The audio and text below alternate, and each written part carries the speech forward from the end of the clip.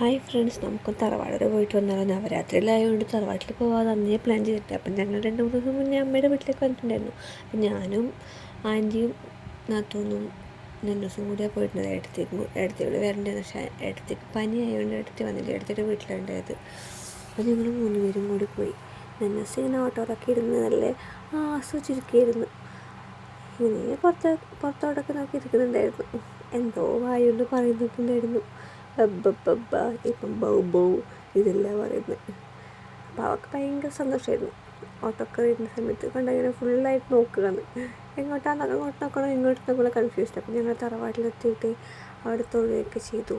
പിന്നെ അവിടെ ഇല്ല നല്ല ഉണ്ടായിരുന്നു. പോയപ്പോൾ നല്ല പോസിറ്റീവ് എനർജി ആയിരുന്നു. പിന്നെ അവിടെ ചുറ്റുവിളക്കൊക്കെ കത്തിച്ചിട്ടുണ്ടായിരുന്നു. അപ്പോൾ കുറേ ചുറ്റുവിളക്കൊക്കെ ഇട്ട് പോയിട്ടുണ്ടായിരുന്നു. അപ്പം ഞാൻ അതൊക്കെ കത്തിച്ച് അവിടെ ആ സമയത്ത് എത്താൻ പറ്റിയില്ല. ചുറ്റുവിളക്കില്ലാതെ സത്യം പറഞ്ഞാൽ ഞങ്ങൾ അറിഞ്ഞിട്ടുണ്ടായിരുന്നില്ല. അപ്പം ഞങ്ങൾ ചുറ്റുവിളക്കൊക്കെ പെട്ടെടുത്ത് കത്തിച്ച്. അപ്പോൾ സമാധാനം, ചുറ്റുവിളക്ക് കത്തിച്ചു നല്ലതായി. ദിവസത്തെ അതൊക്കെ കാണുമ്പോൾ എന്താ ചെയ്യേണ്ടതെന്ന് അറിയുന്നുണ്ടായില്ല. എല്ലാം പിടിച്ച് വലിച്ച് മാന്തിയിലെടുക്കാൻ തോന്നുന്നുണ്ടായിരുന്നു. പക്ഷേ തീയല്ലേ, അപ്പോൾ അങ്ങനെ കയ്യിലോട്ട് കൊടുക്കാൻ പറ്റില്ലല്ലോ. ഞങ്ങൾ തറവാട് വരുന്നത് പിലിക്കോട് വയലിൽ നിന്ന് സ്ഥലമുണ്ട്. അപ്പോൾ അങ്ങോട്ടേക്കാണ് വരുന്നത്. കിഴക്കേ വീട് തറവാടാണ്.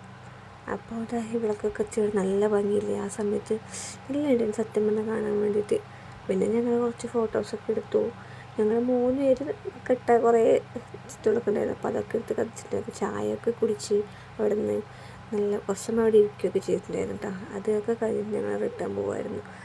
വീട്ടിലൊക്കെ എത്തുമ്പോഴൊക്കെ റിട്ടേണൊക്കെ ആയിരുന്നു. അപ്പം ചാനൽ ഇഷ്ടമായി സബ്സ്ക്രൈബ് ചെയ്യുക, ലൈക്ക് ചെയ്യുക, കമൻറ്റ് ചെയ്യുക.